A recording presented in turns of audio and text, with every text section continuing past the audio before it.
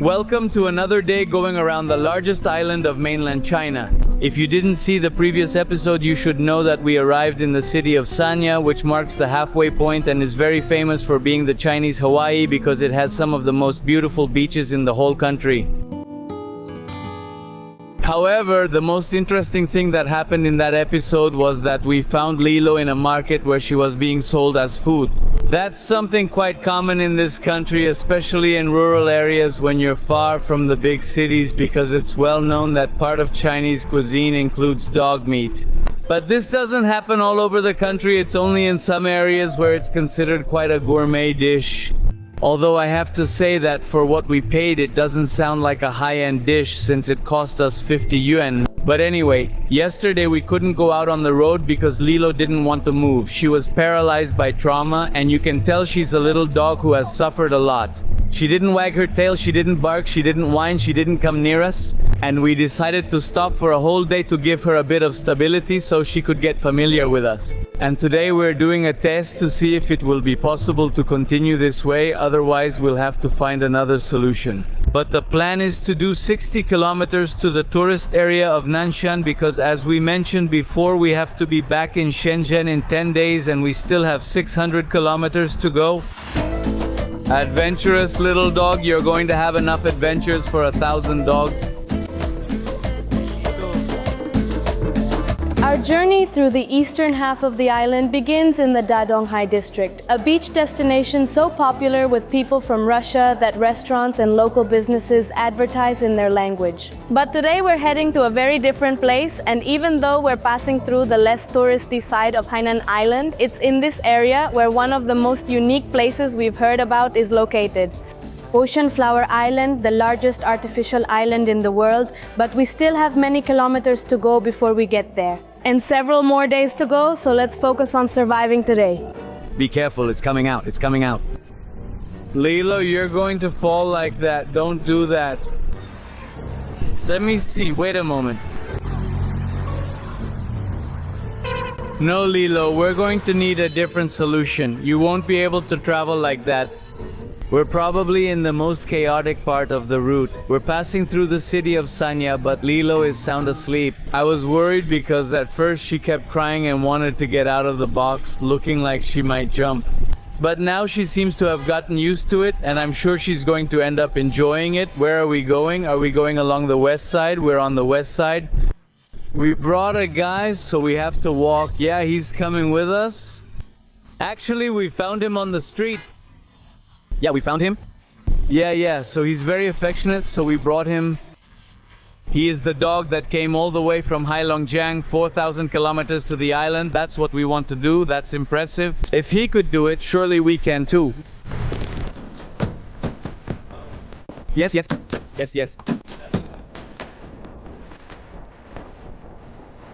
We must be in the Muslim neighborhood or something like that because people look very different.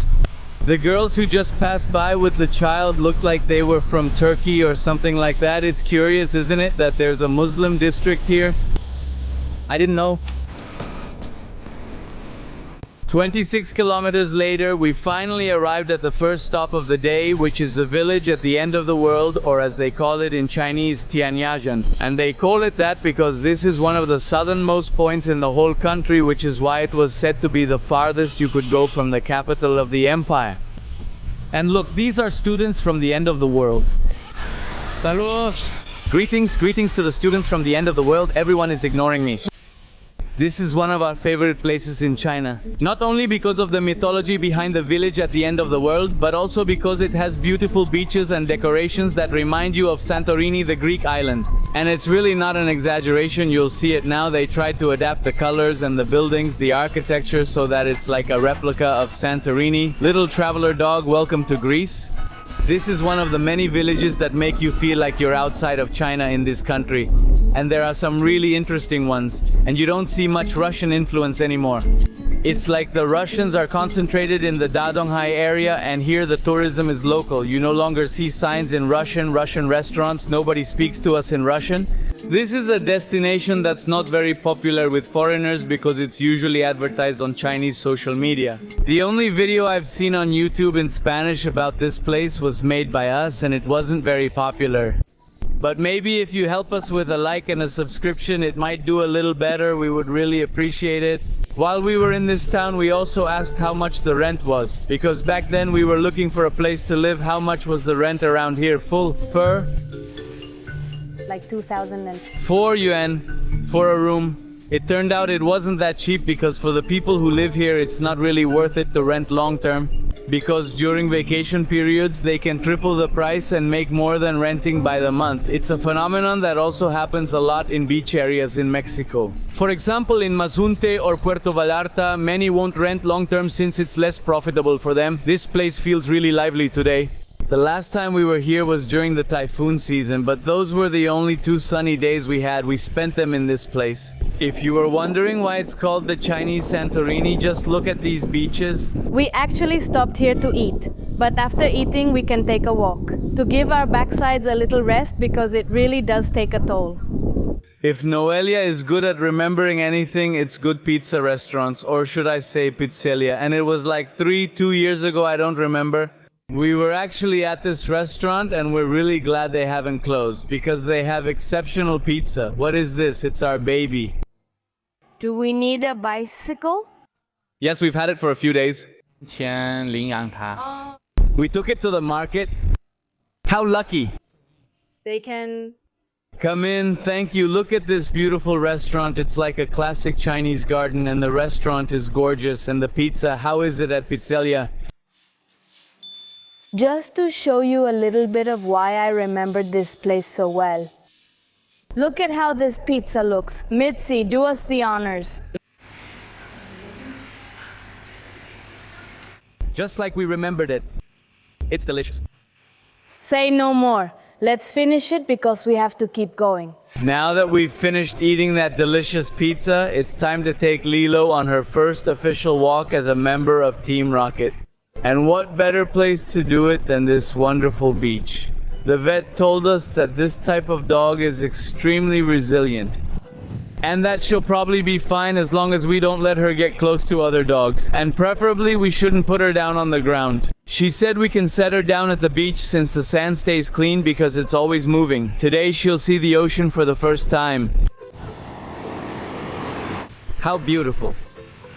She's eating sand. No, don't eat it. No, no, no, don't eat it. Don't eat it. This dog eats everything he finds. Poor thing. We already fed him and everything. Don't eat the sand. I think he's feeling warm. I'm not surprised. It's scorching hot. But I read that they handle heat very well. Rural Chinese dogs can handle anything. Cold, heat, diseases, hunger. They can survive on bones for months. But it's an evolutionary process, a process of natural selection. They've won the battle. And among the strongest warriors, she made it through. That's why she didn't end up as a taco. From here you can already see a bit of why they call it the Santorini of China. But not so much, since the white and blue buildings are farther over there. If you notice, the accommodations in this part of Sanya are much closer to the sea. In Dadonghai, there are green areas between the hotels and the beach. So it's not like you go straight from the hotel to the sea. But here you really can do that. Also, the accommodations aren't expensive. They're very reasonably priced. And I think it's an excellent alternative to other beaches in Sanya that tend to be more expensive. This is an aesthetic photo. It makes me laugh how all the grandpas are lined up in the same spot. It's like they made their own club here on the east. Because of the shade. Along the streets of this little town called Tianyashaozhen, or the village at the end of the world, you'll find a lot of little restaurants. There are spots to take pictures everywhere. And above all, there's something very characteristic that makes this place look like Santorini. And that's because most of its buildings are white, and many of them have blue windows that contrast. That's the case with this house right here. What makes it even more special is that despite imitating the Santorini aesthetic, they still have Chinese-style doors and even Chinese New Year stickers. Many of the people in this village, since it has become so famous, put refrigerators like these outside their houses to sell you drinks. That way they make a little bit of money. because they really just live here. It's not like they plan to have a business or bought the house in this place that has now become very touristy. It's really nice to see that in this village, which has become very touristy, they still keep all the Chinese New Year traditions. In this case, they have a little market here that is set up during the Lantern Festival. And all around the village, they're also setting off fireworks, just like we've seen in the rest of the island. This festival marks the end of the holidays, since the Chinese New Year always ends with the Lantern Festival. But anyway, if you want to see a bit more about this village, if you want to get to know it in depth, we made a whole vlog about this place and I'm going to leave it for you here. For now, we have to keep going because we still have 30 kilometers left today.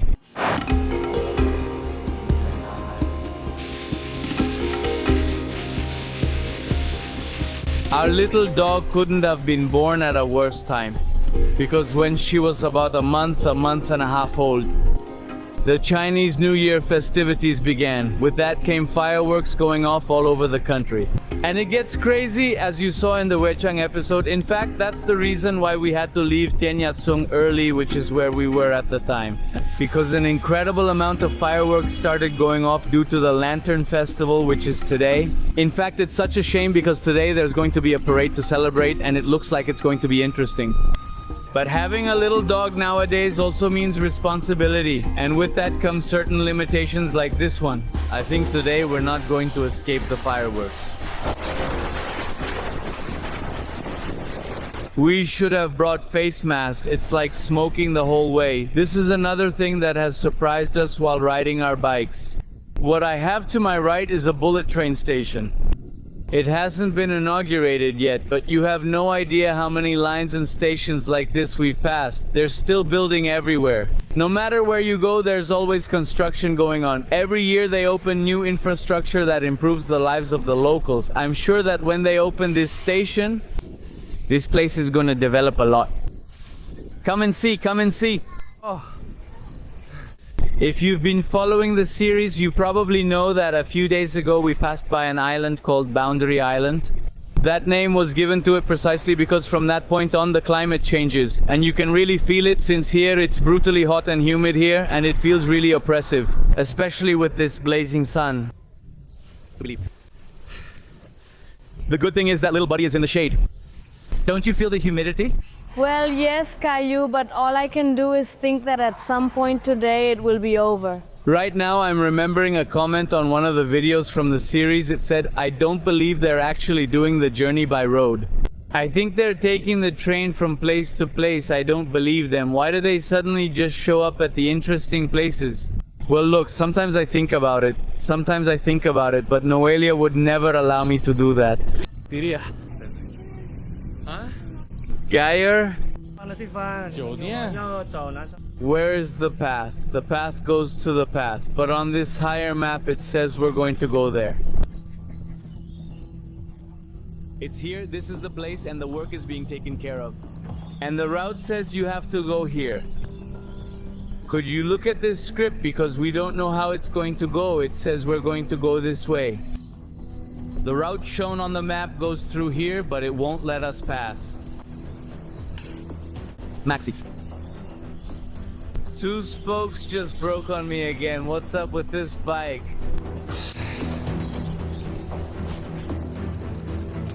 We've already done 41.6 kilometers, of which 5 were for nothing, and today I'm really wiped out because it was all uphill. There's like a path here, but it's closed and we were supposed to go that way. But when we got there, the guard told us we couldn't go through, that we had to go back the 5 kilometers we had already covered. And while that was happening, something snapped on my bike and I turned to look, and the spokes exploded again. I don't know why. Supposedly the guy at the bike shop over there had reinforced it for me. We took off some weight and still the spokes broke. And I don't know how much farther I can go because obviously this is dangerous. Today I really got angry. This is what we came to see. It's a giant statue of the goddess Matsu, which is in the ocean. It's beautiful. We've always seen it from afar, but we didn't know it was so close. Are you guys going in the same direction too? Yes, we are too, but they said we couldn't go in. Looks like we have to go back. Let's go. They're in the same situation as us. We were just turned away and there's no way in. and I feel like throwing a brick at them. I know it's their job and it's not their fault, but I still feel like throwing a brick at them. At least this little one is asleep. She's calm. Can someone please explain to me why the spokes on my bike keep breaking? Is my bike the problem? Am I using it clumsily? I have no idea, but now all I can do is hope it lasts the 7.5 kilometers to the store. Did another one break? Yeah, I think it's done for. Also, I'm looking back and it kind of wobbles from side to side. I think the rim is already bent, or whatever it's called, the rim, that rim. You have a flat tire? A flat? Let's stop at the gas station. Do you have the pump? Yeah. I get the impression that it's low on air or something like that. It's slow, but it hasn't gone flat. Put some air in it. I bought a really expensive pump. We haven't used it even once, but now's the time. Let's see if this works. How does it work? And how much should we put in? Look, it says it on the tire. 3.835. Damn! Well, in the end, we weren't able to get the pump working. We're gonna have to try to go another 7.5 kilometers and hope my tire doesn't come off or blow up. Getting there doesn't even mean they'll be able to help us, because if the tire is messed up, I think that would really be the end of the trip for me, since it took us a whole month to find a bike in my size. And I don't think we can get the tire, being at the southernmost point of China. Ooh, another one just popped, another one just popped, another one just popped. I can't believe it. We're barely going to make it there, if we make it at all. We're 1.5 kilometers away, and it looks like we had to take a slight detour from the route, but not by much. All things considered, this situation wasn't so unfortunate. It could have been worse, but let's not celebrate yet. We still haven't arrived. The thing is, this is a place we hadn't planned to visit. We don't even know where we are. So take a mental picture, because you probably won't see this place again in your lives, huh? There's the store. Please, I hope they can help us. Oh, there it is. 按车吗？我这个车坏了，后面的轮胎这个东西坏了。哦，钢线坏，钢线我们这边整不了。My bike's rear tire is broken, the steel wire is damaged. We can't fix it here. We'll have to go downtown Sanya. My bike is broken, the rear tire is damaged, so we can't fix it here. We'll have to go downtown Sanya.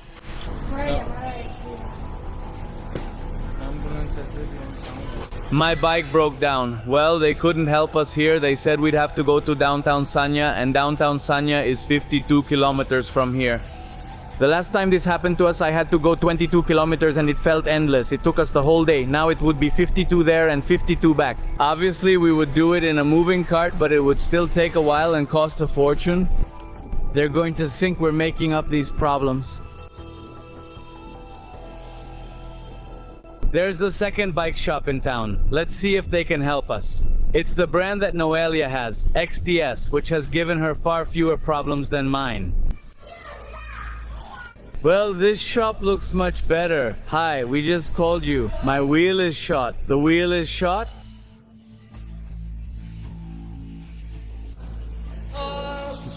The one in the back? Yes, it looks like Sanjiao. 这是第二次，第二次，然后但这个是 This is the second time, but this was 4 days ago. Why 4 days ago? Because it was too hot. Wow. That sounds amazing. How much does your bag weigh? About 10 kilograms. Well, they've already taken the wheel off Max's bike and they're examining it. For now, Lilo is here, sound asleep, completely unaware of everything. She's dreaming, and hopefully she stays that way so she doesn't get bored or overwhelmed with the rest of the people. The last time you had the repair done, did they fix this? Did they sort this out? Yes, it looks like this has been cleared up, yes, but I don't know how they did it. 是不能 Can you laugh? I don't know why he made that face here. He made a face like, I'm in trouble. Yeah, do you think they cleared out because he's too big? The movement is different. Each of their players has a different movement. Out of everyone, now we're already in Sanya. We just passed Sanya. Now we're in Guangxi. I recommend you go tomorrow because there's traffic. 5 or 6 kilometers, they're fixing the traffic. Are they fixing the traffic? Yes, it's cleared up. The traffic, it's very tough. I don't recommend it, but now it's fine again, so it looks like we can keep going.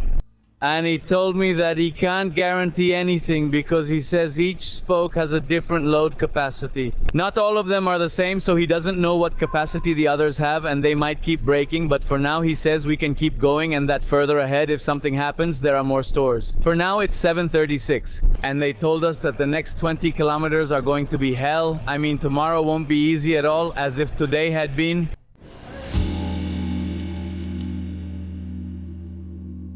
Welcome to another day going around the largest island in mainland China.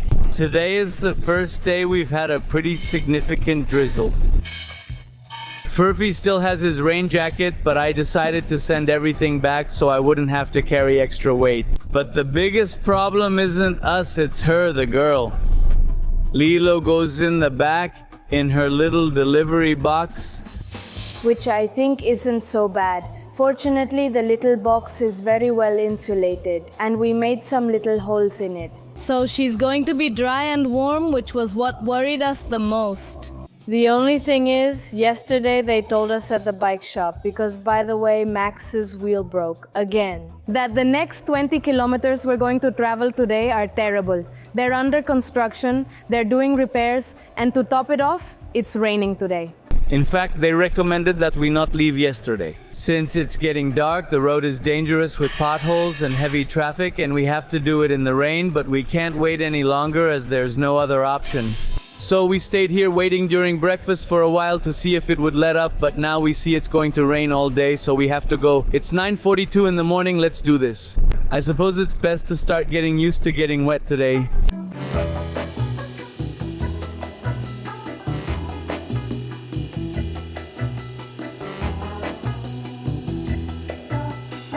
Well, the good thing about the box we got for Lilo is that since it's a delivery box, it's completely waterproof.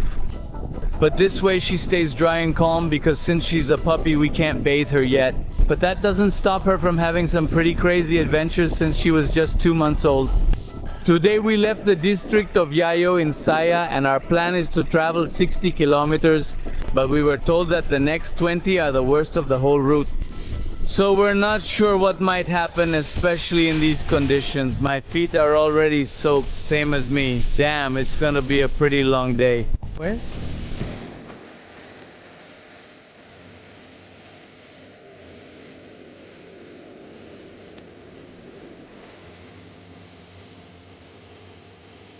Well, it looks like this is where what they promised us begins. The worst 20 kilometers of the road.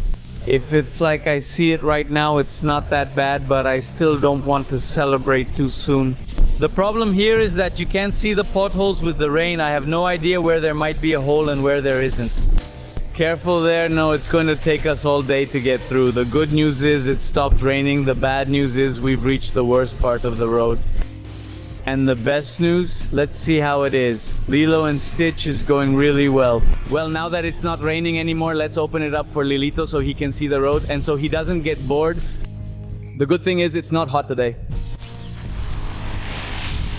Alright, let's go. We've covered about 3 kilometers, and I have to say, if this is what the Chinese call an ugly street, well, it seems they haven't traveled much. Like they say, if you don't know any better, you'll settle for anything. I think the one in front of my house is 3 times worse. When we chose the bicycle, honestly, we asked artificial intelligence what kind of bike was best for this trip.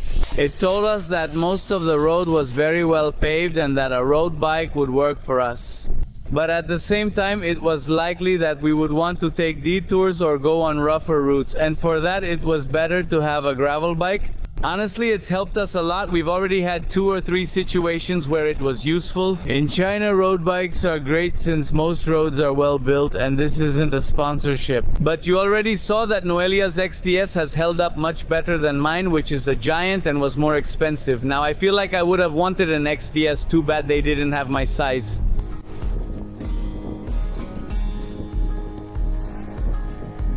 Bye. Oh well, I think we've reached the part they told us about, and I hope it doesn't last long, but the road here is really terrible. Bye, bye, bye, bye, bye. After 24 kilometers, we are entering a new jurisdiction, a new town. I have no idea what's here, I don't know either. The only thing I know is that it's just a stop and the next place is 30 kilometers away. What I do know is that we are entering the less developed side of the area. Because up until now, what has been adapted for tourism and all the infrastructure is usually on the east side, which is where Lingshui is, where Wanning is, where Wencheng is. People usually don't visit here unless they're traveling the route. It seems like they're starting to develop this area, which is still relatively close to Sanya, because at the entrance there are a lot of apartment buildings that aren't finished yet and look empty, but they'll probably be ready in a few months. They'll probably face the beach. According to the sign, we're 300 kilometers from Haiku. However, the route we have marked tells us we have 298 left from here, and that's because our route takes a detour. We don't always take the scenic road since you can't always ride a bike on that stretch. There are sections of highway where bicycles aren't allowed. And that's why we have to take detours through towns, which end up adding a lot more kilometers. In fact, Sanya marks the halfway point. But by the time we got there, we had already done 666 when the whole route is supposed to be 988. Let's see how many we end up doing. So far, we're at 752.87. Yep.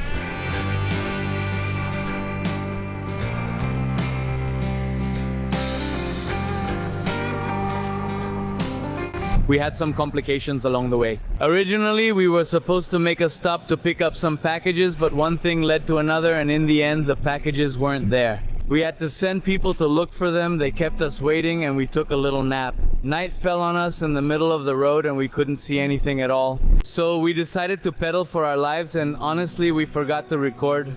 But in the end, we found this little hotel that's amazing. You can tell it's a stop for a lot of young people who are doing the route. But it was a detour, like 2.5 kilometers through dark streets in a little town we don't know. But anyway, at least we made it safely. I wish I could have documented the experience because it was a real adrenaline rush going down the dark road. You couldn't see anything at all and we had to pick up the pace, but anyway, we made it. This hotel is amazing because it's kind of a club for bicycle travelers and it feels super homey. If you notice, it has all the vibes of a hostel for travelers. Chinese decorations, international decorations, little plants, and I have to say it was very affordable. We also have a kitchen. They told us we could use it if we wanted, and there are washing machines too. Here is the second floor. These are the rooms. This right here is the first common area of this house because there are many areas where you can hang out with other travelers, and I love that. It's not just everyone in their own room, but everyone can enjoy getting to know other people's experiences. On the third floor is our room, but right next to it we have a really beautiful terrace, and it's not just any place. I realized as we were arriving that there's a really beautiful lighthouse right next to here. And that's because right now we are at the Yinghe salt flats, which is where the largest amount of salt is produced on the whole island of Hainan. They use a very special method in this case. They have several pools where the minerals are concentrated, and they use natural conditions like the weather to evaporate the water. After a while, only salt stays at the bottom of those pools. The salt is collected and that's what gets processed, but besides buying artisanal natural sea salt, in this area they've also implemented many measures for tourism. I think tomorrow morning we'll see them because today obviously we just didn't have enough time, so let's see how it goes.